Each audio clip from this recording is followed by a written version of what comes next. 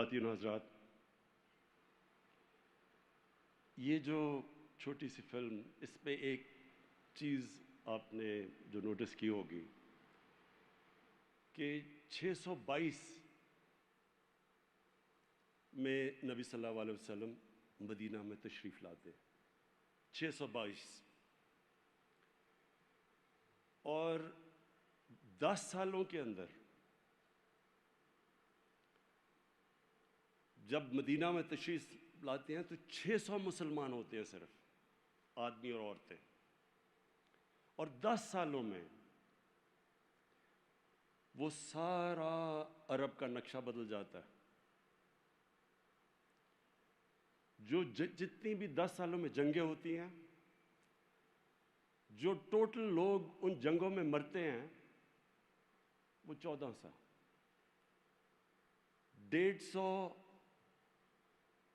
مربع میل پہ چھا جاتے ہیں مسلمان، اور 600 سے 1.25 کروڑ پہ چلے جاتے ہیں، 1.25 لاکھ پہ چلے جاتے ہیں، سوری۔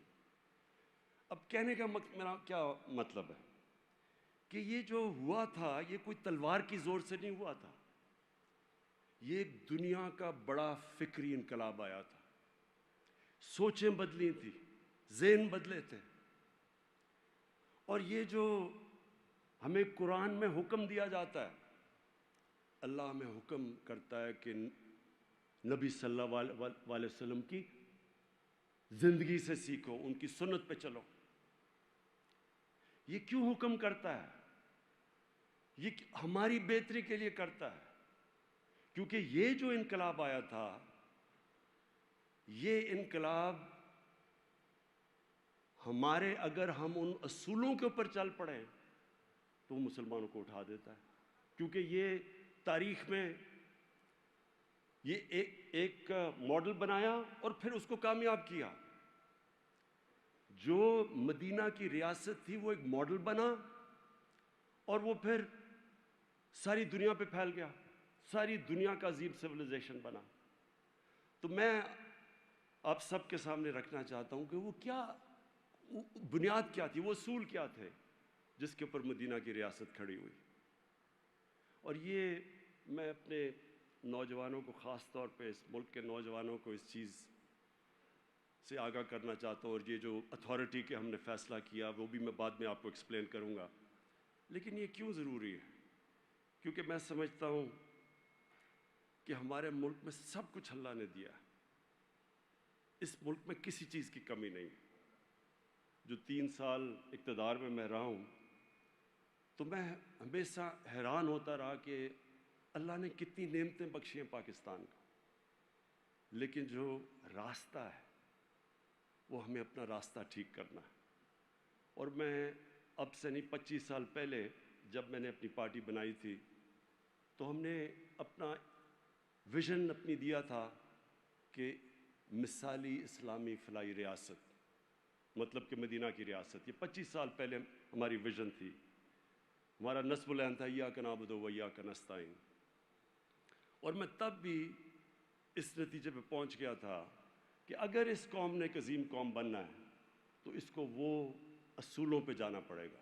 تو میں آپ کے سامنے وہ کیا اصول تھے کہ وہی لوگ، وہی عرب تھے، وہ آپ نے شروع میں نقشہ دیکھا، ایک طرف آدھی دنیا پرشین امپائر، آدھی دنیا رومن امپائر، تھوڑے سے عرب تھے بیچ میں، آپس میں قبیلے تھے، لڑتے تھے۔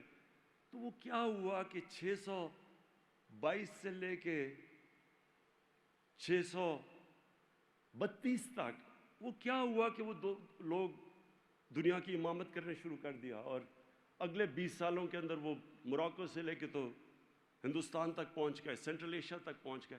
وہ کیا چیز تھی؟ اور یہ ہے، اگر ہم یہ سمجھ جائیں، یہ ہے جس سے انشاءاللہ ہمارا ملک ایک عظیم ملک بنے گا۔ اصول کیا تھے؟ تو میں آپ کے سامنے اصول رکھتا ہوں، اور میں کوئی اسلام کا اسکالر نہیں ہوں۔ انشاءاللہ یہ جو ہماری اتھارٹی بنے گی اس میں ہم ابھی سے بڑے بڑے انٹرنیشنل اور پاکستانی اسکالرز کو جمع کر رہے ہیں، اور ان کا کام ہے کہ یہ لوگوں تک لے کے جائے۔ لیکن میں نے اپنی جو تحقیقات کی میں آپ کے سامنے رکھتا ہوں۔ سب سے پہلے سب سے پہلے چیز نبی صلی اللہ علیہ وسلم نے کی، اچھے کو اچھا اور برے کو برا، اخلاقی معیار اٹھایا ایک معاشرے کا، انہوں نے مورالٹی معاشرے کی اٹھائی، جو اور مورالٹی بیسڈ یہ ہے کہ اچھے اور برے کی تمیز ہو، اور جو مورالٹی اٹھائی اس معاشرے کی، وہ بڑی دیر تک مسلمانوں کو دنیا کے اندر جب مسلمان دیکھتے تھے تو لوگ ان کو سمجھتے تھے کہ یہ وہ ایماندار، صداقت، سچے لوگ، امانت دار لوگ ہیں۔ آپ حیران ہوں گے کہ جب آپ اکاؤنٹس پڑھیں، جب کروسیڈز کا پہلا، یورپینز کا پہلا ٹاکرا ہوا عربوں کے ساتھ، تو وہ ساری رائٹنگز میں پڑھیں کہ وہ مسلمان ان کو سمجھتے تھے کہ بالکل وحشی ہیں، جنگلی ہیں، اور وہ جب دیکھتے تھے صلاح الدین ایوبی کے اوپر، جب باہر سے آپ کتابیں پڑھیں تو ان کے بڑا کیریکٹر بڑا اوپر تھا، مورل سٹینڈرڈز بہت اونچی تھی ان کی۔ تو سب سے پہلے اپنی انہوں نے پرسنالٹی سے معاشرے کی اخلاقیات اٹھا دی، اور جو اگلی چیز انہوں نے کی، انصاف کا نظام، عدل اور انصاف، رول آف لا۔ ان کی 2 حدیث ہیں، وہ اتنی امپورٹنٹ حدیثیں ہیں، انہی پہ اگر ایک معاشرہ عمل کر لے، ان 2 حدیث سے معاشرہ اٹھ سکتا ہے، کہ ایک کہ میری بیٹی بھی اگر جرم کرے گی اس کو سزا ملے گی، قانون سے اوپر کوئی نہیں، اور دوسری چیز کہ تمہارے سے پہلے بڑی قومیں تباہ ہوئیں جدھر طاقتور کے لیے ایک قانون اور کمزور کے لیے دوسرا قانون تھا، رول آف لا۔ لیکن رول آف لا صرف ایک وہ قوم دے سکتی ہے جس کی اخلاقیات اوپر ہوں، جس کی مورل سٹینڈرڈز ہوں، مورالٹی ہو جس پہ۔ ہر کوئی قانون کی رول آف لا نہیں، قانون کی بالادستی نہیں قائم کر سکتا۔ آج آپ دنیا میں دیکھ لیں، دنیا بٹی ہوئی ہے، غریب ملک کہاں ہیں؟ بنانا ریپبلکس کس کو کہتے ہیں؟ جدھر قانون نہیں ہے، جدھر انصاف نہیں ہے۔ اور انصاف کا مطلب ہی ہوتا ہے کمزور کو انصاف چاہیے ہوتا ہے، طاقتور ہمیشہ کوشش کرتا ہے اپنے آپ کو اوپر رکھنے کی، اور کمزور جب ایک معاشرہ اس کو انصاف دیتا ہے تو وہ پھر اس معاشرے کا حصہ اور اس کو اون کرتا ہے، وہ اسٹیک ہولڈر بن جاتا ہے۔ اس لیے جو بھی ملک آگے بڑھے ہیں دنیا میں، تو یہ جو 2، ایک مورالٹی ان کی ہوتی ہے، ایک ان کے پاس کا انصاف ہوتا ہے۔ اور یہ میں اس لیے آپ کو کہہ رہا ہوں کہ ہماری جو اسٹرگل ہے اس پاکستان میں، وہ قانون کی بالادستی کی ہے۔ یہ ایک بیسک چیز ہے، جبکہ ایک معاشرہ جب رومنز بھی تھے تو وہ رومنز اپنے آپ کو دوسروں کو باربیرینز کہتے تھے۔ وہ باربیرینز کیوں کہتے تھے؟ کیونکہ رومن لا تھا، ان کے کوئی قوانین تھے، باقیوں کو ایک قانون نہیں تھا، might is right. Banana republic کا مطلب ہوتا ہے جس کی لاٹھی اس کی بھینس، وہاں طاقت کا زور ہوتا ہے، جنگل کا قانون ہوتا ہے۔ تو اس لیے یہ جو مدینہ کی ریاست کے بیسس کیا تھے؟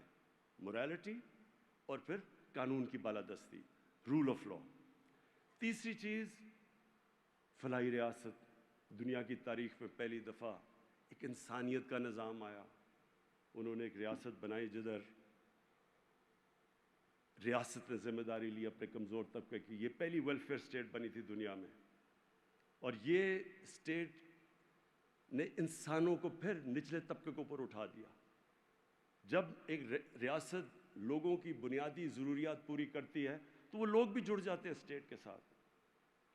یہ جو انصاف اور یہ جو انسانیت ہے، اس کی وجہ سے ایک قوم مضبوط ہو جاتی ہے، لوگ اون کرتے ہیں اس قوم کو۔ آپ اگر بر صغیر کی تاریخ پڑھیں تو جب بھی فوجیں اوپر سے آتی تھیں تو وہ سیدھی وہاں پانی پات کی جنگ ہوتی تھی، اور جو جیت گیا اس کا ہندوستان، کیونکہ فیوڈل سسٹم تھا یہاں قانون کی حکمرانی نہیں تھی، طاقت کی حکمرانی تھی۔ فیوڈل سسٹم کا مطلب کہ جو اوپر بیٹھا ہوتا ہے وہ قانون سے اوپر ہوتا ہے۔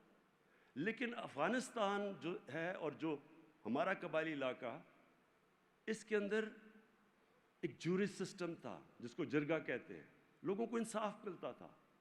تو یہ آپ دیکھ لیں کہ سارا یہ علاقہ، انگریز ہوئے، روسی ہوئے، پھر امریکی ہوئے، جو برطانیہ میں نے جب فتح کیا ہوا تھا پورا ہندوستان، یہ جو قبائلی علاقہ تھا یہ مسلسل لڑتا رہا ان کے خلاف. وہ کیوں لڑے؟ کیونکہ وہ آزاد انصاف نے ان کو آزاد کر دیا تھا.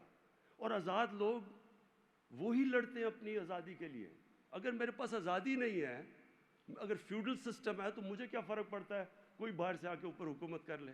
اس لیے ہندوستان کو فتح کرنا آسان تھا، اس لیے افغانستان مشکل ہے فتح کرنا. وہ فتح کر لیتے ہیں، اس کے بعد پھر قوم کھڑی ہونی شروع ہو جاتی ہے آزادی کے لیے اپنی.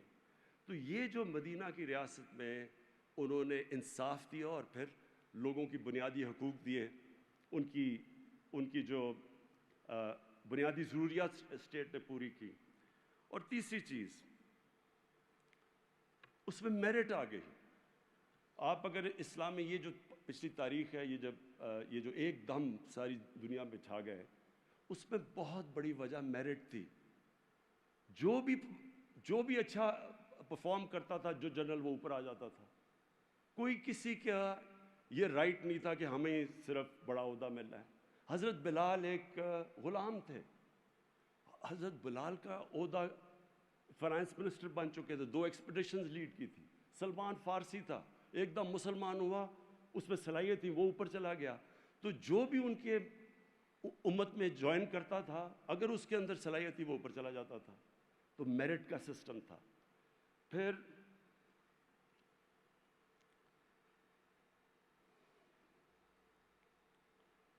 انہوں نے لیڈرز پروڈیوس کیے. جب آپ یہ جو دور ہے، میں نے جو چھوٹی سی فلم میں ایک دم پھیل گئے، تو آپ ساتھ ساتھ یہ دیکھیں گے کہ ایک کے بعد دوسرا لیڈر نکلتا گیا. جو ان کے ارد گرد تھا وہ لیڈر بن گیا.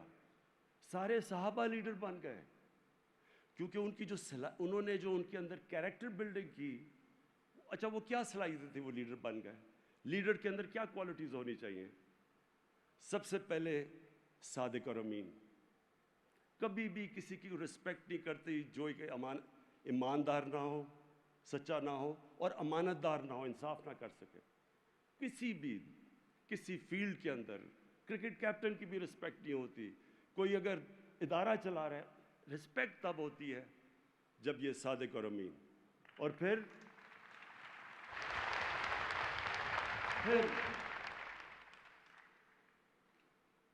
لوگوں کے خوف، جو خوف ہے، یہ کبھی بزدل انسان لیڈر نہیں بن سکتا. ان سب کے خوف ختم کر دیے. جو ان کے قریب تھا، ایک سے ایک بڑا وہ دلیر لیڈر بن گیا. تو خوف کیسے ختم کیے؟ کیونکہ 3 چیزوں سے انسان خوف کھاتا ہے: مرنے سے، ذلت سے، اور رزق جانے سے کہ میری روزی نہ چلی جائے. تو یہ قرآن کے اندر اللہ نے ان تینوں چیزیں کہا کہ یہ میرے ہاتھ میں ہے. تو جب اللہ کے ہاتھ میں زندگی ہے، جب عزت بھی اس کے ہاتھ میں ہے، جب رزق بھی اس کے ہاتھ میں ہے، لوگوں کے خوف چلے گئے. تو وہ ایک ایسے لوگ بن گئے جو کہ لیڈرز بن گئے. اور اتنے چھوٹے ٹائم میں، اور انشاءاللہ یہ ہماری اتھارٹی اس پہ ریسرچ کر کے سامنے لے کے آئے گی کہ کتنے زیادہ لیڈرز اتنے تھوڑے وقت میں بنے. ایک لیڈر نہیں تھا، ایک ہیرو نہیں تھا، ہیروز ہی نکلتے گئے. سب انسان چھوٹے سے، جو مولانا رومی کہتا ہے نا کہ جب اللہ نے تمہیں پر دیے ہیں تو چونٹیوں کی طرح کیوں زمین پہ رینگ رہے ہو. اقبال کے شاہین بن گئے. زنجیریں توڑ دی انہوں نے، جنہوں نے روکا ہوا تھا انسان کو، جو اس کا پوٹینشیل ہے، اشرف المخلوقات، اللہ کی سب سے عظیم مخلوق. آزاد ہو گئے لوگ. چھوٹے لوگ بڑے لوگ بن گئے. دنیا میں وہ پھیل گئے. اچھا، پہلے ان کے ساتھ جو صحابہ تھے وہ سارے لیڈرز بنے، ان کو جو دیکھے نیچے وہ لیڈرز بن گئے. تو سارے مسلمان ملکوں کے اندر جو مسلمان جب پھیلے دنیا میں، تو اس میں سب سے بڑی کوالٹی لیڈرشپ تھی. پھر انہوں نے معاشرے میں کیا کیا؟ خواتین، اس سے پہلے عورتیں پراپرٹیز ہوتی تھی آدمی کی. انہوں نے پہلی دفعہ عورتوں کو پراپرٹیز میں رائٹس دے دیے، حقوق دے دیے. وہ حقوق جو یورپ میں کئی 100 سال بعد آئے، اس وقت انہوں نے عورتوں کو حقوق دے کے معاشرے کے اندر انہوں نے آخری خطبے میں کہا کہ عورت پہ بھی اتنے حقوق ہیں جو آدمی پہ ہیں اور آدمی پہ عورت پہ ہیں. پھر غلاموں کو انہوں نے جس طرح انہوں نے سٹیپس میں غلاموں کو معاشرے کا حصہ بنایا، اس میں کسی اور قوم کی یہ تاریخ میں یہ نہیں ہے، کوئی مثال نہیں ہے ایسی. یعنی انہوں نے جب کہا کہ اس کو اپنے فیملی ممبر کی طرح رکھو ایک غلام کو، تو وہ جو ان کے کہنے پہ، اور جو حضرت بلال کا جو مثال دی، مسلمان دنیا میں کئی صدیوں تک مسلم سلیو ڈینسٹیز آئیں. یہاں قطب الدین ایبک ایک غلام تھا جو کہ بادشاہ بن گیا. مملوکس تھے مصر کے اندر جو غلام تھے، اور غلام سے ان کی ڈینسٹی بن گئی. انہوں نے کئی سو سال حکومت کی وہاں. اور پھر جو مقام تھا، پھر جو عثمانیہ سلطنت تھی، جانصاری ان کی ایلیٹ فورس تھی، وہ ساری غلاموں کو انہوں نے اوپر لا کے ٹریننگ دے کے ان کو اوپر بٹھا دیا. سب سے ایلیٹ ان کی فائٹنگ فورس تھی. تو غلام کا مرتبہ ہی چینج کر دیا، ان کو انسان کی طرح رکھا، فیملی ممبرز کی طرح رکھا. یہ بہت بڑی اس سے نہ پہلے کبھی اس طرح ہوا تھا. اور اب آ کے مجھے افسوس سے کہنا پڑتا ہے کہ اب ہم مغرب میں دیکھتے ہیں تو وہ جس طرح کے اپنے نوکروں کو رکھتے ہیں اور ہم رکھتے ہیں، وہ مجھے کئی دفعہ بہت شرم آتی ہے. پھر بوڑھوں کی عزت، پہلی دفعہ پینشنز مدینہ کی ریاست میں شروع کی گئی تھی کہ بوڑھوں کی ذمہ داری لی ریاست نے، کمزوروں کی، بوڑھوں کی، بیواؤں کی، یتیموں کی. یہ ایک انسانیت کا نظام کھڑا کیا.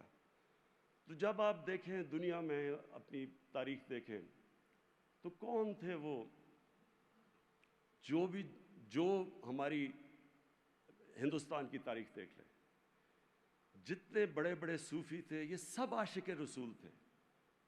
جتنے بڑے نام تھے، ہمارے بابا فرید گنج شکر، داتا صاحب، نظام الدین اولیاء، یہ سارے بڑے، معین الدین چشتی، یہ بڑے بڑے صوفی، یہ سارے عاشق رسول تھے. اور عاشق رسول ہوتے ہوئے ان کے قدموں پہ چل پے. ان کے کتنا مقام بن گیا. آج بھی ان کے مزاروں کے اوپر لاکھوں لوگ آتے ہیں، ان کو پیار کرتے ہیں، آج بھی ان سے کرتے ہیں. تو اس کی وجہ یہ ہے کہ جو بھی ان کے قدموں پہ چلے گا، جو بھی چلا وہ اوپر آ گیا. اچھا، اب اور پھر انہوں نے کہا چائنا بھی جانا پڑے علم حاصل کرنے کے لیے تو جاؤ. جب سے پیدا ہوتے ہو جب تک قبر میں جاؤ علم حاصل کرو. اور اس کی وجہ سے جو پھر ایک انقلاب آیا، علم کا انقلاب آیا. مسلمان سائنٹسٹ بنے، ٹاپ ہر چیز کے اندر. ایک جو بغداد سینٹر بن گیا دنیا کی لرننگ کا، وہ جو بیت الحکمہ تھا، ہاؤس آف وزڈم، ساری دنیا سے کتابیں لائی، ٹرانسلیٹ کی، نالج سینٹر بن گیا. ایسی مسلمان دنیا میں، کورڈوبا میں، مسلم اسپین میں ایک لائبریری تھی جس میں ساری یورپ سے زیادہ کتابیں تھیں. تو سینٹر آف لرننگ بن گئے مسلمان. لیکن جو سب سے امپورٹنٹ چیز میں کہنا چاہتا ہوں وہ یہ کہ دیکھیں، ہم غلطی کرتے ہیں کئی دفعہ. ہم کہتے ہیں ہمارے پیغمبر رحمت العالمین، اللہ نے ان کو خطاب دیا تھا، سب انسانوں کے لیے رحمت بن کے آئے تھے. اس کا کیا مطلب ہے؟ اس کا مطلب یہ ہے کہ جو انسان ان کی سنت پہ چلے گا وہ اوپر چلا جائے گا. یہ بڑا امپورٹنٹ سمجھنے کے لیے بات ہے، کیونکہ اس پہ اقبال نے بڑا زبردست شکوہ اور جواب شکوہ لکھا تھا. مقصد یہ ایک دفعہ شکوہ کہ دیکھیں ہم کدھر تھے اور ہم کدھر پہنچ گئے ہیں. تو جو اقبال نے جواب شکوہ میں لکھا تھا کہ جن چیزوں کی وجہ سے ہم اوپر آئے تھے، جب ہم ان سے نیچے گئے تو ہم نیچے آ گئے. اور جو ملک جن کو ہم کافر سمجھتے ہیں، جب وہ ان کی سنت کے اوپر چلنا شروع کریں گے، وہی اصول جو مدینہ کے ہیں، جو کیریکٹر کے، وہ اوپر آ جائیں گے. کیونکہ رحمت العالمین ہے، جو ان کے قدموں پہ چلے گا وہ اوپر آ جائے گا. اور اس پہ بڑی آج کی ذرا میں مثالیں دینا چاہتا ہوں کہ دیکھیں جو ہم ملک جن کو کہتے ہیں کہ وہ اس مسلمان نہیں ہیں، ذرا میں صرف آپ کو مثالیں دینا چاہتا ہوں اپنی زندگی سے. میں پہلی دفعہ جب برطانیہ گیا تو میں حیران ہو گیا وہاں دیکھ کے. مجھے تو کبھی ہمیں تو پتہ ہی نہیں تھا فلائی ریاست کیا ہوتی ہے. اس ریاست کے اندر پہلی دفعہ ہم نے دیکھا کہ انسانیت کیا ہوتی ہے. غریب آدمی کے لیے مفت علاج، غریب آدمی کے بچوں کے لیے مفت تعلیم اور بہترین تعلیم. اگر وہ غریب آدمی بے روزگار ہوتا تو اس کو ان امپلائمنٹ بینیفٹس ملتے ہیں، اسٹیٹ اس کا دھیان رکھتی ہے. عدالت میں جاتا ہے اور اس کے پاس پیسے نہیں ہیں تو لیگل ایڈ ملتی ہے اس کو. یہ میں نے پہلی دفعہ چیزیں دیکھی وہاں جا کے. اور رول آف لا یعنی قانون. میں آپ کو اپنا بتاؤں کہ میرا ایک وہاں کیس تھا انگلینڈ کے اندر. انگلینڈ کا بہت بڑا سٹار تھا ایئن بوتھم. تو میں صرف آپ کو بتانا چاہتا ہوں کہ کیا فرق کیا ہے اور کیوں وہ آگے نکلے، کیوں ہم پیچھے ہیں اور کیسے ہم آگے نکل سکتے ہیں. میرا کیس تھا، وہ بھی انگلینڈ کا بڑا نام تھا، میرا اس سے کرکٹ میں بڑا مقابلہ ہوتا تھا. تو اس نے میرے اوپر عدالت میں کیس کر دیا. اس نے بھی سب سے بڑا وکیل لیا، میں نے بھی انگلینڈ کا سب سے بڑا وکیل لیا. تو مجھے یاد ہے میں جب میری اس سے پہلی بات ہوئی اور وہ میرے سے پوچھ رہا تھا، میرے ایویڈنس لے رہا تھا، تو اس نے مجھے روک دیا. اس نے کہا کہ اگر میں یہ آپ کو وارن کرنا چاہتا ہوں کہ اس میں ایک بھی چیز جو آپ لکھ رہے ہیں جھوٹ نکلی، وہ جج سیدھا آپ کو وہ پرجری کے اندر جیل میں ڈال دے گا. اور پھر اس نے کہا کہ میں آپ کو کوچ نہیں کر سکتا. میں تو کبھی عدالت میں گیا ہی نہیں تھا. اس نے کہا مجھے اجازت نہیں ہے کوچ کرنے کی. یعنی میں اسے پیسے بھی دے رہا ہوں، وہ یہ بھی نہیں مجھے بتا رہا کہ اندر میں نے عدالت میں کرنا کیا ہے. اس نے کہا تم نے صرف سچ بولنا جا کے. اور پھر میں تھوڑی دیر ہمارے اس کے بعد ایک بہت بڑا برطانیہ کا ایک نام تھا لارڈ جیفری آرچر. وہ پاکستانی کا ایک عزیز کرتا تھا پاکستانی، اس کا ایک بڑا کیس ہوا وہاں. وہ پاکستانی کیس ہار جاتا ہے. 3 مہینے کے بعد پتہ چلتا ہے کہ وہ جو لارڈ جیفری آرچر نے ایک جو گواہ لے کے آیا تھا اس نے جھوٹ بول دیا. 3 مہینے کے بعد وہ جیفری آرچر لارڈ جو اتنا طاقتور آدمی تھا برطانیہ میں، اس کو 3 سال کی جیل ہو گئی پرجری کے اوپر، صرف جھوٹ بولنے پہ. اب میں آپ کو کیا بتاؤں، میں پینما کیس میں، میرے ساتھ اور بھی میرے لوگ بیٹھے جو عدالت میں تھے. اب میں آپ کو کیا بتاؤں کہ کس طرح کے وہاں جھوٹ بولے گئے. قطری خط آ گیا. آپ کو میں یقین دلاتا ہوں کہ انگلینڈ کے اندر اگر قطری خط آ جاتا، سیدھا اگر وہ خط آ جاتا تو اسی وقت کیس رکنا تھا اور اس نے جیل میں ڈال دینا تھا اس کو. پھر جی کلبری فونٹ آ گئی. وہ کلبری فونٹ 2007 میں آتی ہے، وہ 2006 میں کانٹریکٹ دکھا دیتے ہیں، ابھی وہ فونٹ آئی نہیں ہوتی. اس کے اوپر کوئی ایکشن نہیں لیا جاتا. یہ اوتھ کے اوپر جھوٹ بولا جا رہا ہے، جس طرح جھوٹی گواہیاں ہوتی ہیں یہاں. یعنی وہاں کا عدالتی نظام اور یہاں کا زمین آسمان کا فرق ہے. اور میں تب سمجھا کہ آپ کے پاس مورل اتھارٹی ہونی چاہیے انصاف کرنے کے لیے. اگر آپ کے پاس مورل اتھارٹی، آپ انصاف نہیں کر سکتے. کسی کی جرت نہیں ہے وہاں. ادھر کا پارلیمنٹری نظام، اب پارلیمنٹری نظام جو ہے ہم نے بھی انہی کا اپنایا ہوا ہے، ہمارا ویسٹ منسٹر ماڈل ہے. اب وہاں کا پارلیمنٹ، کیونکہ میری 20 سال گزرے وہاں، تو وہاں کا جو پارلیمنٹری نظام ہے جس کے اوپر ان کی ساری پارلیمنٹری ڈیموکریسی چلتی ہے، وہ ہے ہی اگر آپ کے پاس اخلاقیت. اگر آپ کے پاس اخلاقیت کا معیار ہے تو وہ ڈیموکریسی کامیاب ہو سکتی ہے، نہیں تو وہ نہیں چلتی. اور اسی لیے برطانیہ کی پارلیمنٹری ڈیموکریسی چلی نہیں ہے سوائے برطانیہ کے اور اینگلو سیکسن ملک میں. کینیڈا میں چل گئی، آسٹریلیا، نیوزی لینڈ کے علاوہ ساری جگہ پہ وہ بندر بانٹ بن جاتی ہے. کیونکہ اس کے لیے ایک بڑا آپ کو مورل سٹینڈرڈ چاہیے ہوتے ہیں اس ڈیموکریسی کے لیے. وہاں کبھی کوئی تصور بھی نہیں کر سکتا کہ جناب ووٹ بکے گا. وہاں کوئی چھانگا مانگا جیسی اور وہ جو بند کر کے یا مری میں بند کر کے بھیڑ بکریوں کی طرح کبھی لوگ نیلام نہیں ہوتے. ادھر کوئی سوچ نہیں سکتا. یہ سب کو پتہ ہے سینٹ کے اندر الیکشن میں پیسہ چلتا ہے. وہاں کوئی تصور بھی نہیں کر سکتا یہ. وہاں اگر کسی کے اوپر کنوکشن ہو جائے یا چلے اس کے اوپر الزام لگ جائے کہ اس نے پبلک کے پیسے کی چوری کی ہے، وہ پارلیمنٹ تو چھوڑے، وہ کسی میڈیا میں اپنی شکل نہیں دکھا سکتا. تو دیکھیں، یہ میں آپ کو صرف سمجھانے کی کوشش کر رہا ہوں کہ ہمارے پاس اللہ نے سب کچھ دیا ہے، لیکن وہ جب آج جو ہمارا سارا پروگرام اور آج جو ہم سیلیبریٹ کر رہے ہیں 12 ربیع الاول، ہماری کوشش ہونی چاہیے کہ ان کی طرف پہلے سنت سیکھے تو صحیح. جو اللہ نے وعدہ کیا ہے کہ جو ان کی سنت پہ چلے گا وہ اوپر چلا جائے گا، اس لیے تو وہ رول ماڈل ہیں. میں نے اپنی ذرا ڈیموکریسی دیکھتا ہوں، اپنی جو اخلاقیات وہ دیکھتا ہوں، اور میں یہ سمجھتا ہوں کہ یہ ہماری سب سے بڑی جنگ ہے اس ملک کی. جب تک ہم اپنے ملک کے اندر یہ قانون کی بالادستی قائم نہیں کرتے، جب تک ہم یہ جنگ نہیں جیتتے، نہ یا ملک میں صحیح جمہوریت آنے لگی ہے، نہ یا ملک میں خوشحالی آنے لگی ہے. آپ جو ہمارا سب سے بڑا اساس ہے، کیونکہ میں پہلی 18 سال کا گیا تھا جب باہر، تو میرا سب سے زیادہ واسطہ اوورسیز پاکستانی سے. یہ جو بھی نجم شراز آیا تھا یہ بھی باہر اوورسیز پاکستانی ہے.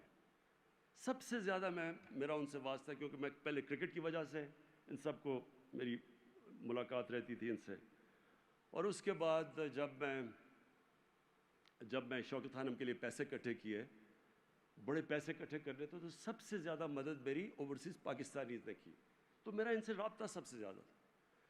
میں ہمیشہ یہ دیکھا وہ بیچارے محنت کرتے تھے، پاکستان میں نوکریاں نہیں ملتی تھیں، یا ہمارا میرٹ کا سسٹم نہیں تھا، قابل لوگ ہوتے تھے باہر جاتے تھے، محنت کرتے تھے، کام کرتے تھے، لیکن ہمیشہ ذہن میں ہوتا تھا کہ جب میں پیسے بنا لوں میں واپس پاکستان جاؤں گا. سارا وقت وہ یہ سوچتے تھے کہ ایک دن میں پاکستان واپس، جب میرے پیسے آ جائیں گے میں پاکستان چلا جاؤں گا. اور وہ پھر کیونکہ میں اتنی دیر وہاں ان سے 50 سال سے، تو میں نے ان کو دیکھی، ان کی ساری سٹیجز دیکھی.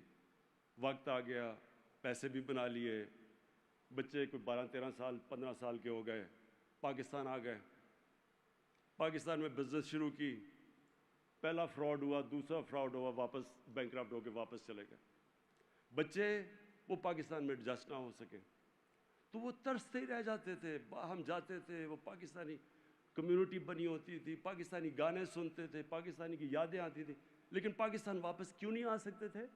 کیونکہ ان کو عادت پڑ جاتی تھی ایک بہتر موریلٹی کی سوسائٹی میں، ایک قانون جدھر رول آف لا ہے اس کی عادت پڑ جاتی تھی. ان کو بزنس ادھر کرتے تھے، محنت کرتے تھے، لیکن کامیاب جب ہوتے تھے تو وہ اس سوسائٹی میں ہوتے تھے جدھر وہ، اگر آپ محنت کرتے ہیں آپ کو پھل ملتا ہے. تو جب وہ واپس آتے تھے اس سوسائٹی میں وہ ایڈجسٹ نہیں ہو سکتے تھے. اب سوچیں 90 لاکھ پاکستانی باہر بیٹھے، اگر ان میں سے صرف 30-40 ہزار ہی پاکستان میں آ کے انویسٹمنٹ کر دیں، ہمیں کوئی IMF کی ضرورت نہ پڑے، اتنا ان کے پاس پیسہ ہے.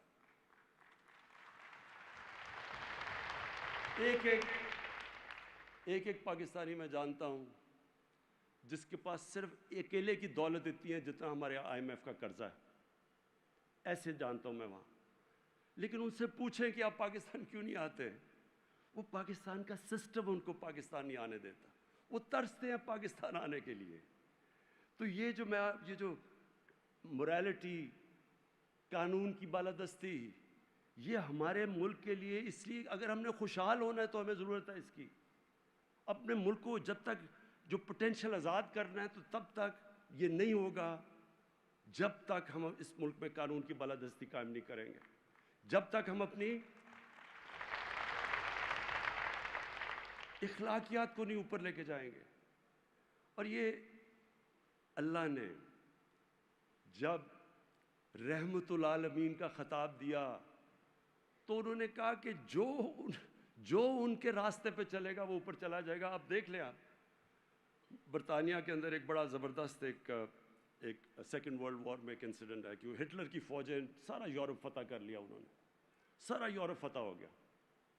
اب وہ انتظار کر رہی ہیں برطانیہ میں آنے کے لیے، صرف راستے میں سمندر ہے، بمباری ہو رہی ہے، بلٹس ہو رہی ہے، ایک بلڈنگ نہیں کھڑی، لندن کی تباہ ہو رہی ہیں بلڈنگ. تو لوگ خوف زدہ ہو کے ان کے پرائم منسٹر ونسٹن چرچل کے پاس پہنچتے ہیں اور کہتے ہیں کہ پرائم منسٹر صاحب کیا ہم بچ جائیں گے؟ کیا یہ ہم قوم بچ جائے گی؟ اس نے آگے سے جواب دیا کہ کیا ہماری عدالتیں انصاف دے رہی ہیں؟ وہ دنگ رہ گئے کہ ہم کہہ رہے ہیں کہ اس کی ہٹلر کی بمباری ہو رہی ہے، تباہ کر رہا ہے، ملک ہے، وہ کہہ رہا ہے آگے سے کہ عدالتیں انصاف دے رہی ہیں. اصل میں وہ مطلب اس کا یہ تھا کہ کیا ہمارے میں ابھی تک وہ اخلاقی معیار ہے کہ ہماری عدالتیں انصاف دے رہی ہیں، کہ ان میں قوت ہے انصاف دینے کی؟ تو ہوا کیا؟ برطانیہ تو بچ گیا، جرمنی بھی شکست کھا گیا، جاپان بھی شکست کھا گیا. جرمنی کے اندر ایک بلڈنگ نہیں کھڑی تھی جب جنگ ختم ہوئی. جاپان کے اوپر 2 ایٹم بم گر چکے تھے. 10 سالوں میں دونوں قومیں کھڑی ہو گئیں. کیوں کھڑی ہو گئیں؟ کیونکہ اخلاقیات کو بمباری سے آپ تباہ نہیں کر سکتے.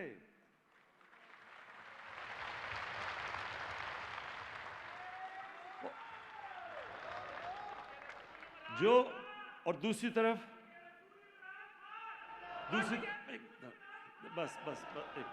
دوسری طرف آپ دیکھ لیں ہماری زندگی میں بیروت، سارے مڈل ایسٹ کا بیروت کو کہتے تھے پیرس ہے مڈل ایسٹ کا. ہم نے اپنی زندگی میں سارے یہاں سے بھی سوچتے تھے جی بیروت جانا ہے، وہ اتنی زبردست جگہ. آج بیروت اور لیبنن فیلڈ سٹیٹ کہا جا رہا ہے. آج ان کی اکثریت غربت کی لکیر سے نیچے چلی گئی ہے. کیا وجہ ہے؟ وجہ دیکھنی ہے تو وہ جو لوگ سڑکوں پہ نکلے ہوئے وہ کیا کہہ رہے ہیں کہ ہماری گورنمنٹ کرپٹ ہے. ہماری گورنمنٹ کرپٹ ہے یہ کیوں کہہ رہے ہیں؟ کیونکہ وہاں جو طاقتور ہے وہ قانون سے اوپر ہے، وہ پیسے بنا رہا ہے، اس کو ان کا قانون کا نظام نہیں پکڑ سکتا. اور وہی ملک جو سب سے خوشحال علاقہ تھا، جس کی ساری مڈل ایسٹ سے لوگ چھٹیاں منانے جاتے تھے، وہ آج ایک فیلڈ سٹیٹ بنا ہوا ہے. ساری جس طرح میں پھر سے جو بنانا ریپبلک ہوتی ہے وہ وسائل کی کمی سے نہیں ہوتی.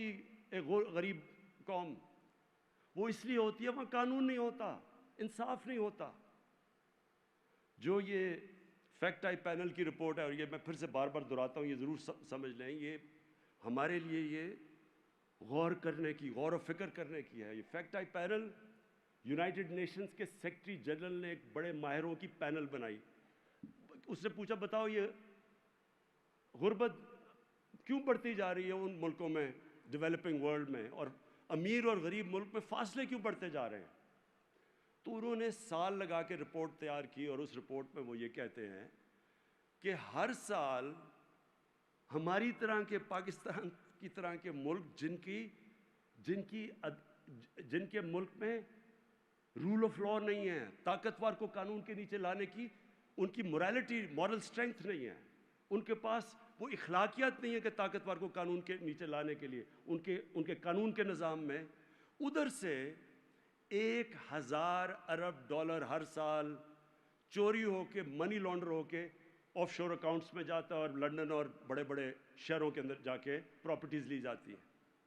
یہ اس کی یونائٹڈ نیشنز کے سیکرٹری جنرل کی فیکٹ آئی پینل کی رپورٹ ہے. تو مطلب یہ ہے کہ جب یہ سارے ملک، اگر ان کے ملکوں کے اندر انصاف کا نظام نہیں ہوگا، خوشحالی نہیں آئے گی. وہ جو مدینہ کی ریاست کے اندر انہوں نے اصول سیٹ کیے تھے، وہ پہلے تو خوشحالی نہیں تھی. پہلے 6 سال اگر انہوں نے، خیر بڑی، جب ہم اس کے اوپر اور بھی فلمیں بنائیں گے، کہ پہلے 5-6 سال تو بہت برے حالات ہیں مسلمانوں کے، لیکن انہوں نے پہلے انصاف قائم کیا، اخلاقیات اٹھائی سارے معاشرے کی، اور اس کے بعد انہوں نے فلاحی ریاست بنائی. یعنی پیسے نہیں بھی تھے لیکن انہوں نے غریبوں کو اوپر اٹھایا، ان کی اسٹیٹ نے ذمہ داری لی، اس سے وہ معاشرہ تک جڑ گیا. وہ سب، جب میں غریب آدمی ہوں، مجھے پتہ ہے کہ اگر معاشرہ میری مدد کر رہا ہے اور ملک میری مدد کرتا ہے اور میں اگر طاقتور میرے سے کوئی ظلم کرے تو میں عدالت میں جاؤں گا, مجھے انصاف ملے گا, میں کھڑا ہو جاؤں گا اس ملک کے ساتھ. اس طرح انہوں نے اس کو قوم بنایا.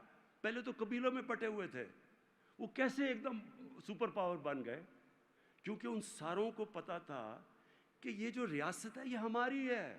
انہوں نے اون کیا کہ ہمیں انصاف بھی دیتی ہے, ہماری بنیادی ضروریات بھی پوری کرتی ہے, میرٹ ہے یہاں, میں محنت کروں گا تو میں اوپر آ جاؤں گا. یہ نہیں کہ وہاں صرف چند خاندانی اوپر بیٹھے ہوئے ہیں, جو محنت کرے گا اوپر آ جائے گا. قوم کو آزاد کر دیا. اور پھر اور اپنی مثال سے جو لیڈرشپ انہوں نے کھڑی کی, ان کو شاہین بنا دیا.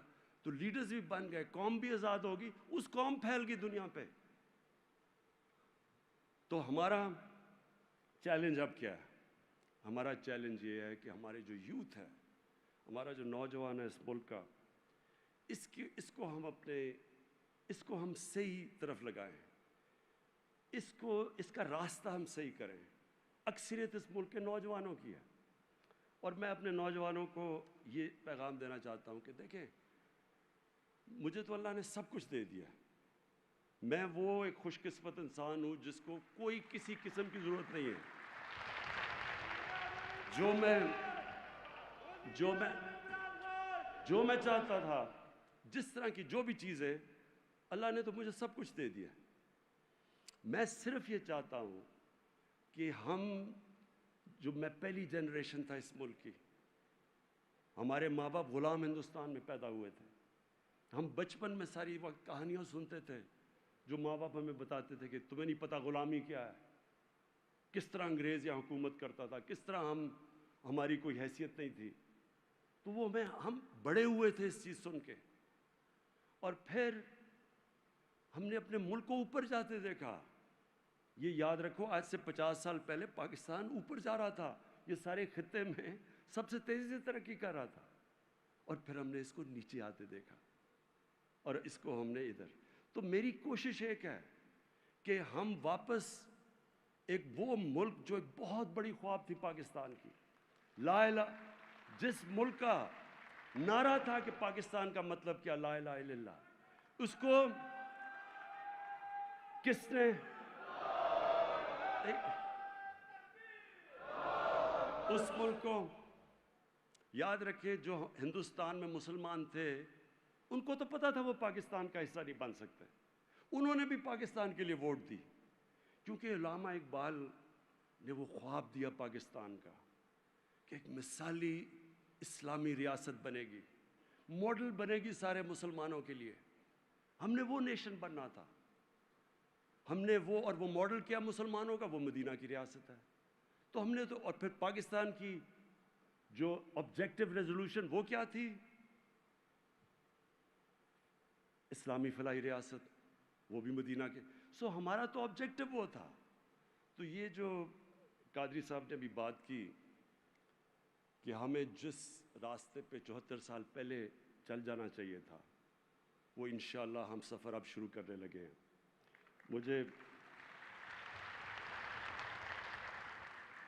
مجھے قادری صاحب نے کہا, مجھے کہتے ہیں کہ میں جب لوگوں کو کہتا ہوں کہ دیکھیں پرائم منسٹر چاہتا ہے کہ مدینہ کی ریاست کے طرز پہ پاکستان کو بنایا جائے, تو کہتے وہ آگے سے کہتے ہیں خود تو سارے مزے کر گئے, اب ہمیں لگا دیا مدینہ کی ریاست کے اوپر.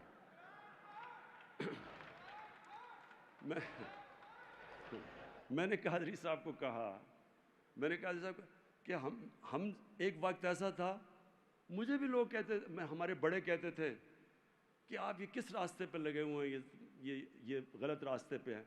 تو میں تب سوچتا تھا, میں کہ انہوں نے کیا پتا کہ اس راستے میں کیا ہے, انہوں نے تو دیکھا ہی نہیں ہے, ان کو تو پتہ ہی نہیں ہے. مجھے پتہ ہے, میں نے وہ سارا راستہ دیکھا ہوا ہے. میں نے ساری جو لوگ تصور کرتے ہیں,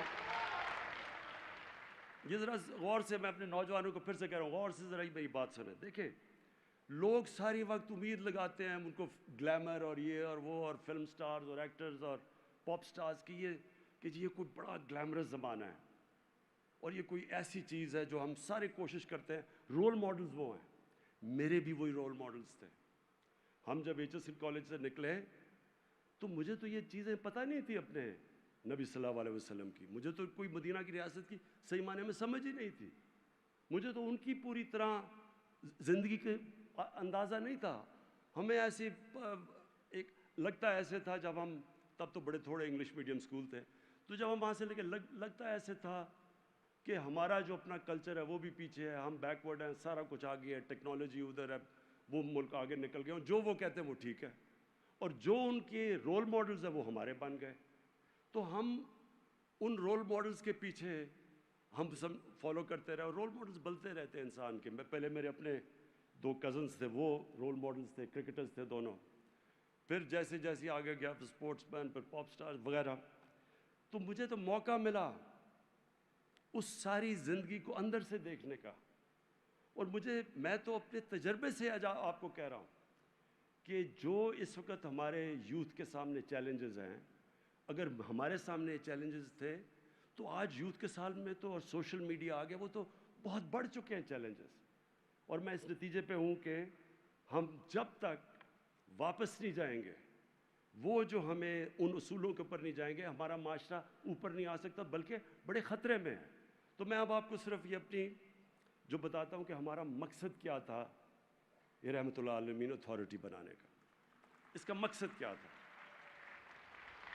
اس کا سب سے بڑا مقصد پھر سے یہی ہے کہ ان کی زندگی کو, اپنی نوجوانوں کو, ان کو ہم تیار کریں, ان کو سمجھائیں. دیکھیں ایک چیز یاد رکھ لیں کہ دین کے اندر کوئی زبردستی نہیں ہے. اب دین میں کوئی زبردستی نہیں ہے. اب آپ کسی کو زبردستی دین کی طرف نہیں لا سکتے. اللہ نے قرآن میں یہ واضح کر دیا. ہم راستہ دکھا سکتے ہیں. ہم ایک معاشرہ اپنے بچوں کو 2 راستے کے, آپ کے سامنے 2 راستے ہیں. نماز میں ہم وہ دو ہی راستے ہیں نا. ہم اللہ کو کہتے ہیں وہ راستہ دے جس پہ تو نے نعمتیں بخشی, دوسرے راستے پہ نہیں جدھر تباہی کا راستہ ہے. ہم کم از کم اپنے بچوں کو بتا تو سکتے ہیں کہ اس راستے پہ چلو گے تو یہ ہوگا, اس راستے پہ چلو گے تو یہ ہوگا. یہ تو ہم کر سکتے ہیں. باقی پھر اللہ سے دعا کرتے ہیں کہ اللہ ان کو سیدھے راستے پہ لگا دے. تو یہ جو اتھارٹی کا مقصد یہ ہے, اس میں جو گورنمنٹ کرے گی, میں پہلے اپنا گورنمنٹ بتا دوں جو ہماری کوشش ہے. نمبر 1, میں پھر سے آپ کو کہتا ہوں کہ میں جب تک زندہ ہوں اس ملک میں انصاف اور قانون کی بالادستی کی جنگ میں لڑوں گا, رول آف لاء کے لیے لڑتا رہوں گا.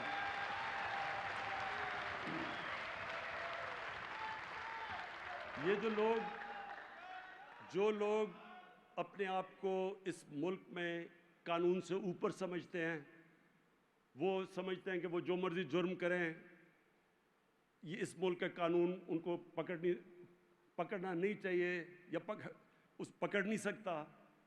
وہ جب تک ہم ان کو قانون کے نیچے نہیں لے کے آئیں گے, جب تک طاقتور قانون کے نیچے نہیں آتا, آپ کبھی بھی یہ نہ سوچیں کہ نیچے سرکاری نوکر پٹواری اور یہ پیسے نہیں لیں گے. ہمیشہ اوپر سے معاشرہ ٹھیک ہوتا ہے, جو مدینہ کی ریاست میں ہوا تھا. نبی صلی اللہ علیہ وسلم نے اوپر سے معاشرے کو ٹھیک کیا تھا. تو ہم نے اوپر سے طاقتور کو قانون کے نیچے لے کے آنا ہے. جو ان کی پھر سے کہ بڑی قومیں برباد ہوئی تمہارے سے پہلے, جدھر طاقتور کے لیے ایک قانون اور کمزور کے لیے دوسرا تھا. قوم کبھی بھی ساری جتنے یہ غریب ملک ہیں, ہر ملک کا یہی مسئلہ ہے. ہر غریب ملک کا مسئلہ یہ ہے کہ ان کی ایلیٹ نے پیسہ سارا باہر رکھا ہوا ہے. ان کے بھی آف شور اکاؤنٹس ہیں, ان کے بھی بڑے بڑے مغربی کیپٹلز میں بڑی بڑی پراپرٹیز ہیں. تو یہ تو جنگ لڑیں گے. اور دوسرا فلاحی ریاست, وہ انشاءاللہ اس کے اوپر پورے ہم لگے ہوئے ہیں. میں یہ آج کل کے جو مشکل دور ہے, مہنگائی ہے, باہر سے ساری قیمتیں, کرونا کی وجہ سے انفلیشن آئی ہوئی ہے, قیمتیں مہنگی ہیں. ہم ابھی احساس کا پروگرام شروع کریں گے انشاءاللہ, جس میں ہم نیچے 1.25 کروڑ خاندانوں کو ہم ان کو پیسے دیں گے, کھانے پینے کی چیزوں کی, گندم کے, ان کو ہم سبسڈائز کریں گے انشاءاللہ. اگلے مہینے سے ہم شروع کر رہے ہیں. پھر ہمارا کامیاب پاکستان آ رہا ہے, وہ بھی ایک بڑا ریولوشنری پروگرام ہے. قرضے دیں گے نوجوانوں کو سود کے بغیر.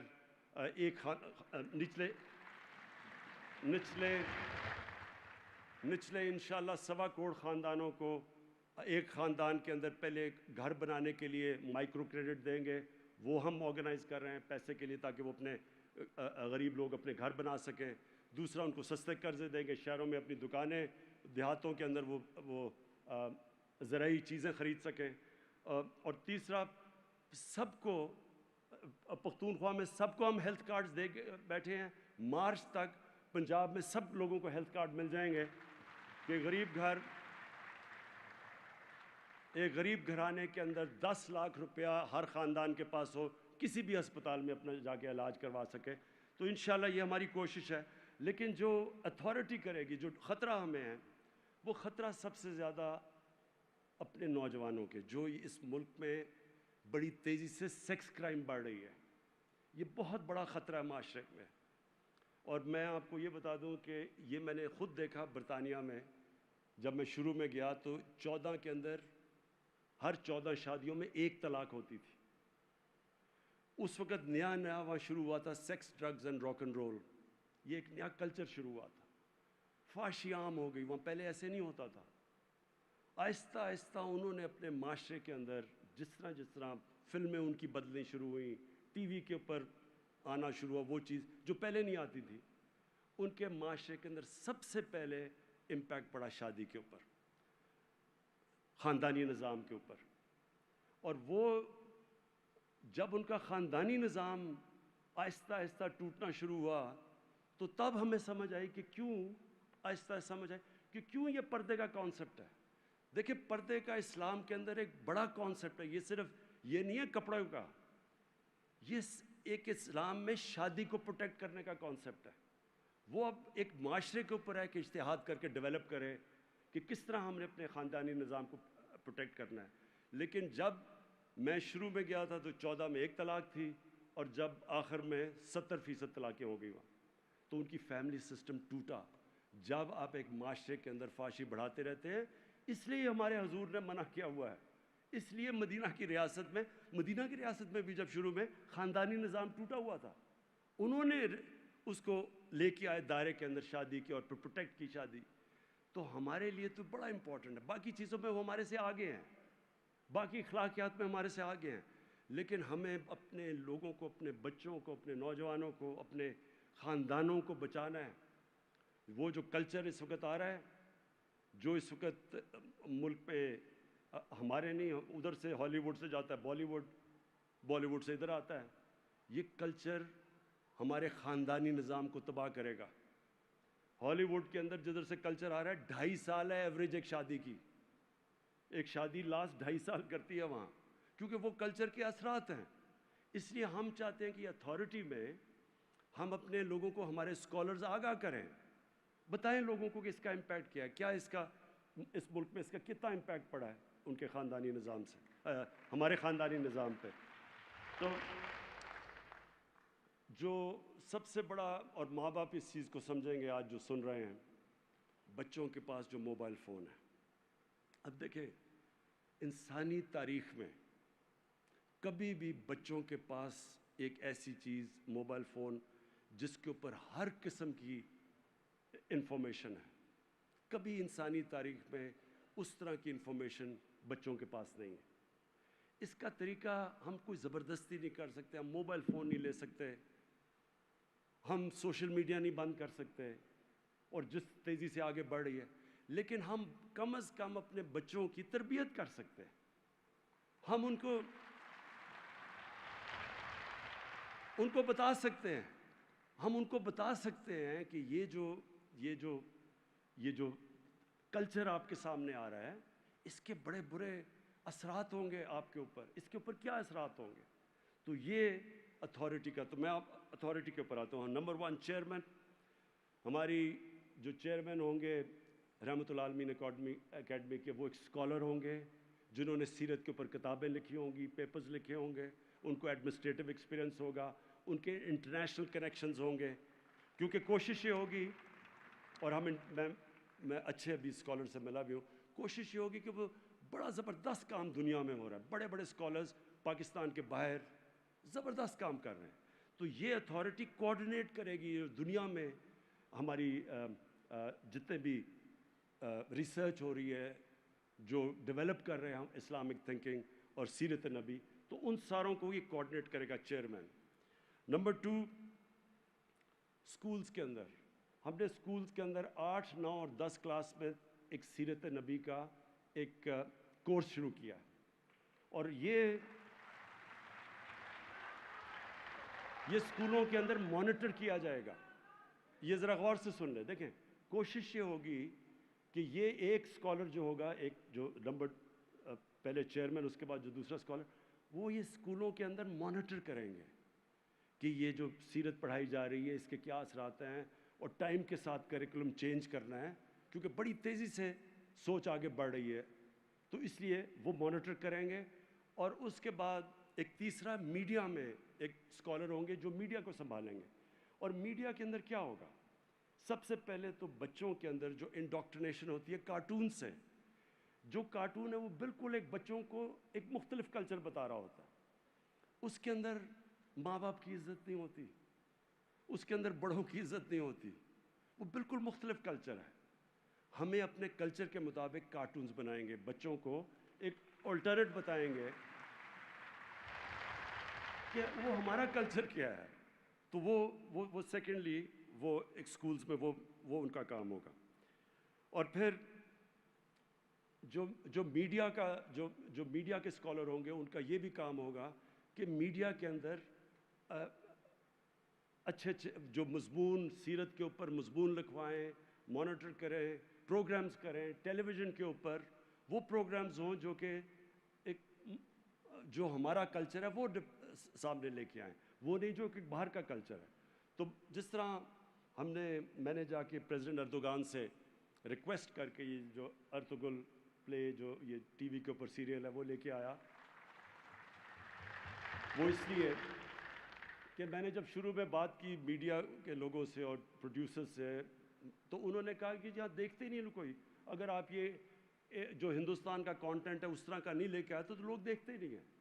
تو وہ ثابت کرنے کے لیے وہ پلے لے کے آیا, وہ جو سیریل ہے, اور وہ ایک اس میں بالکل ایک اسلامک کلچر ہے لیکن انٹرسٹنگ ہے, اس میں رومانس بھی ہے, سب کچھ ہے, لیکن دائروں کے اندر ہے. تو وہ لوگ دیکھتے ہیں, فیملیز بیٹھ کے دیکھتی ہیں. مجھے اتنی کالیں آئیں لوگوں سے کہ جی ہم فیملی بیٹھ کے اب ٹی وی نہیں دیکھ سکتے, وہاں اس طرح کی چیزیں ہیں دیہات کے اندر, خاص طور پہ کنزرویٹو فیملیز ہیں ہماری. تو اس لیے یہ جو میڈیا کے اندر ایک الٹرنیٹو ہم لوگوں کو چوائسیز دیں گے کہ آپ دیکھ سکیں, ہم روک تو کچھ نہیں سکتے لیکن ہم ان کو چوائس دیں گے. پھر ایک انٹرنیشنل سیل اس میں ہوگا. اب ہوتا کیا ہے کہ ہمارے نبی صلی اللہ علیہ وسلم کی شان میں گستاخی ہو جاتی ہے, وہ ریاکشن کیا ہوتا ہے کہ ہم آ کے اپنے ملک میں توڑ پھوڑ شروع کر دیتے ہیں, اس سے فرق کچھ نہیں, ان کو تو فرق کچھ نہیں پڑتا. اور ہوتا کیا ہے کہ وہ بلکہ وہاں وہ اور زیادہ یہ چیز اسلاموفوبیا کو آگے بڑھاتے ہیں, کہتے ہوئے کہ دیکھیں جی یہاں تو فریڈم آف ایکسپریشن نہیں ہے, یہ تو لوگ بڑے تنگ نظر ہیں. تو اس لیے یہ جو ہوگا یہ ہم اسکالرس کے ساتھ انٹرنیشنل, یہ جو انٹرنیشنل سیل ہوگا یہ باقیوں سے ٹائی اپ کر کے پھر ایک بڑا انٹلیکچوئل ایک سوچ سمجھ کے ہمارا رسپانس جائے گا, جو کہ یو این کو بھی جائے گا, جو بڑے اداروں کو بھی جائے گا, تاکہ وہ ساروں کو پتہ چلے کہ اصل میں کیوں مسلمان شور مچاتا ہے. ان کو کیا پتا کہ ہم کتنا عشق کرتے ہیں اپنے نبی سے, تو ہم کم از کم ان کو بتائیں, کوئی سوچ ایک سیل بیٹھے جو کہ ان کی زبان میں, جو مغربی ان کی کلچر کی زبان میں ان کو ایکسپلین کر سکے, جو ابھی تک ہم نہیں کر سکے. اور پھر یونیورسٹیز کے اندر ریسرچ کروائیں گے. اب دیکھیں کبھی کسی نے کبھی ریسرچ, میں نے تو نہیں پڑھی, کتنی دفعہ یونیورسٹیز میں ریسرچ ہوئی ہے کہ یہ جو فینومینا تھا کہ 624 جنگ بدر, 636 میں 313, 636 11 سالوں کے بعد رومنز ہار جاتے ہیں یارمک میں, پورا یعنی سپر پاور, اور اگلے سال پرشیا دوسری سپر پاور گھٹنے ٹیک دیتی ہے. تو یہ کیا ہوا تھا, کیوں نہیں اس فینومینا کے اوپر ریسرچ ہوتی, کتابیں ہوتی, یہ یونیورسٹیز کے اندر ڈبیٹس کیوں نہیں ہوتی. تو انشاءاللہ یہ, اور جیسی آپ ڈبیٹس کریں گے لوگوں کو خود ہی سمجھ آنا شروع ہو جائے گا کہ ہمارا عروج کیوں تھا اور زوال کیوں ہے, اسی میں سمجھ آ جائے گی. اور پھر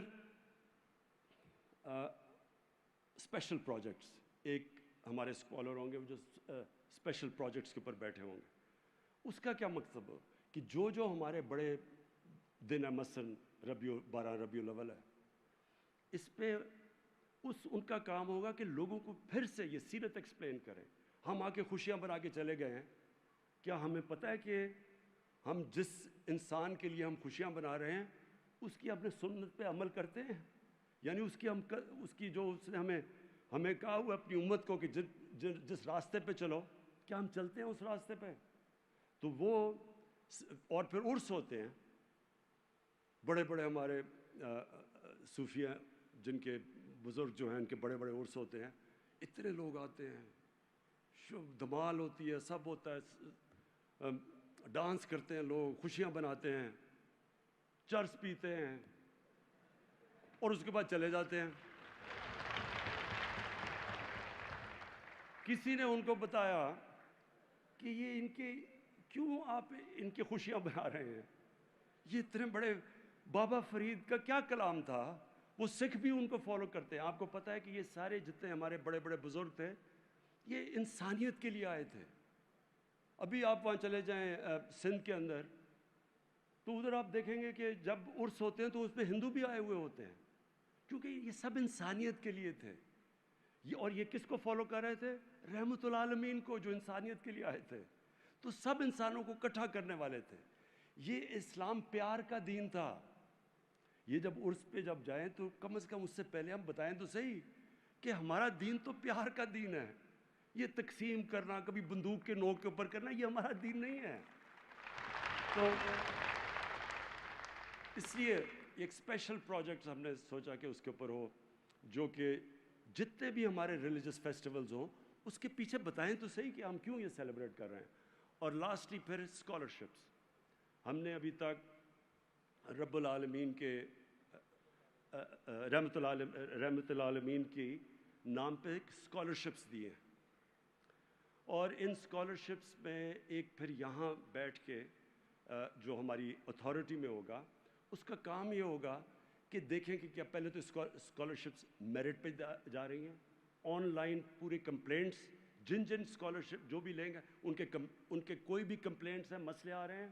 کوئی ایسے اسٹوڈنٹس ہوں گے جو قابل لوگ ہوں گے، پڑھ رہے ہیں، یعنی کسی سبجیکٹ میں بھی پڑھ رہے ہیں اور ان کے پاس پیسے ختم ہو جاتے ہیں، وہ یہاں آن لائن ہمیں کانٹیکٹ کریں گے. مقصد اس کا یہ ہوگا کہ ہم سروس کریں گے قابل لوگوں کو رحمت للعالمین اسکالرشپس کے نام پہ، تاکہ وہ ہمیں کانٹیکٹ کر سکیں. ادھر سے وہ کریں گے، ادھر سے سارا سینٹرلائز ڈیٹا بیس اس کا بنے گا، اور انشاءاللہ یہ پھر اس کو ایکسپینڈ کرتے رہیں گے. میں آخر میں صرف یہ ایک چیز کہنا چاہتا ہوں کہ دیکھیں، میری کوشش یہ ہے کہ میرا جو نوجوان ہے پاکستان کا، اس کو یہ جو اللہ نے اتنا عظیم ملک دیا ہے اور ان لوگوں کو پوری طرح اندازہ نہیں ہے، سب کچھ دیا ہے. میں صرف یہ چاہتا ہوں کہ میری طرح وہ یہ چلیں، اور رول ماڈلز تو ہوتے ہیں، رول ماڈلز تو ہر انسان کے ہوتے ہیں، لیکن ان کا نمبر 1 رول ماڈل میرے نبی صلی اللہ علیہ وسلم بن جائے.